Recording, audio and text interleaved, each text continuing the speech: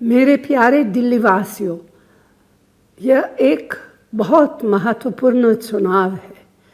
यह चुनाव देश के लोकतंत्र और संविधान को बचाने का चुनाव है। यह चुनाव बेरोजगारी, महंगाई, संवैधानिक संस्थाओं पर आक्रमण जैसे मुद्दों पर लड़ा जा रहा है और आपको इस लड़ाई में अपनी भूमिका निभानी है।